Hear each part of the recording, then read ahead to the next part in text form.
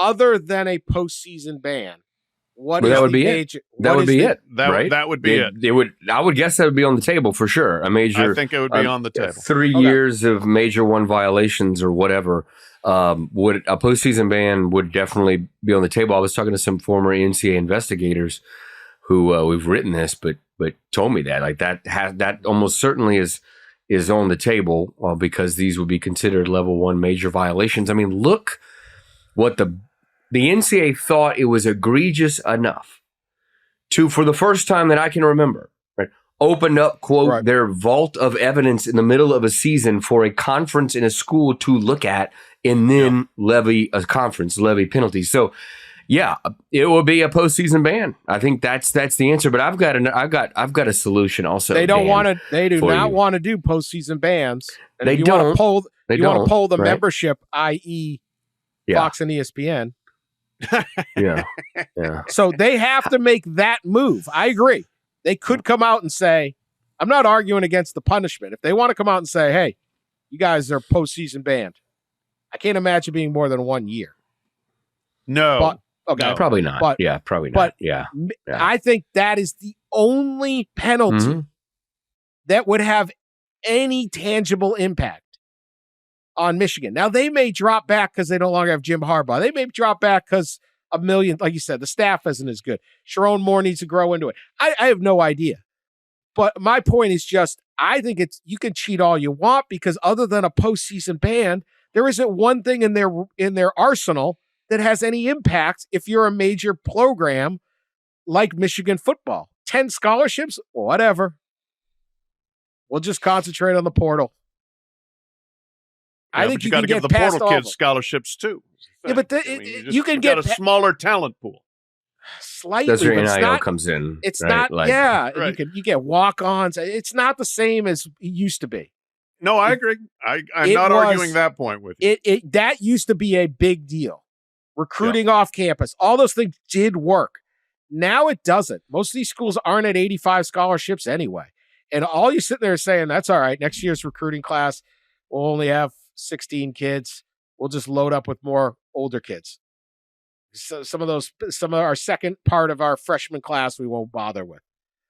I don't think it matters. So I'm just arguing in general. Michigan's the case. But unless they reassess how they penalize programs, I don't know that there's anything the NCAA can really do that penalizes the University of Michigan. They could ban them from a postseason for 1 year. That would be a massive step, and they've said they don't want to do that anymore.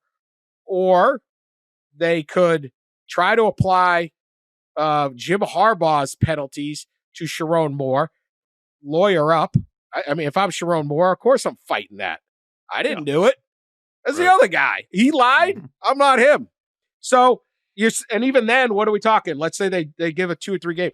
There's people out there who are like, they're going to hammer Michigan and Michigan's going to fall back. And I'm like, they may fall back, but it's not because the NCAA I just don't think they have the quiver. I think, Well, here's a good penalty. Okay, we'll take something from the People's Court that we often do. What if the NCAA in Michigan agreed to a resolution and it said tit for tat situation? You allegedly cheated in an advanced scouting sign stealing scheme for at least 2 years and maybe 3 plus. So now for the next year, one coach from each school you play gets to attend your practices. How about that? There you go. That would be fascinating. Open up practice. All the coaches in the country. I'd like to see the Ohio State coach walk in with armed security. Yeah, it's right. That would probably be a better penalty than whatever they're going to come up with. Yeah. That would actually be pretty cool. Practices are wide open. Practices are open. Come on in, Indiana. That would be fairer than being like, well, you're only good. Your official visit tally will go from 65 to 45. Okay, fine. I make an NIL deal with the M-Den bookstore to come in as a recruit, and they pay for me to fly up there. These penalties, these I'm just saying, the rules, the penalties that are out there are just like slap on the wrist. It might hurt a lower program, but not Michigan. Michigan, and if you hit them with a bunch of penalties, the boosters will just give more money. They'll be fired up like they are in Ohio right now. Yeah. No, I mean, it's going to be a fascinating resolution of this. I don't know. Is there anything these guys can do anymore? I don't know. Maybe. We're going to find out. I'm trying to think of it. That's my thing. I was looking through it. I'm like, oh, they can really hit them with scholarships. That's not going to matter. So, and you could just up the ante to where it doesn't matter. I mean, Ohio State, their fans have just mobilized this year. Yeah. That they're like, Ohio State's recruiting class was done, and then they added a whole bunch of dudes. Like, I don't know. This is great. There's like, I feel bad for some of these kids in Ohio. Their dad's a big fan. Like, it's like, Dad, are we going to Cedar Point this summer? When are we going up there to ride the roller coasters? Your father had to give $6,500. So we got some Ole Miss running back, even though we already had Travion Henderson. They had to give $6,500 more to keep Travion Henderson and Emeka Egbuka. Yeah, Connor Stallions cheating. We have to show those cheaters.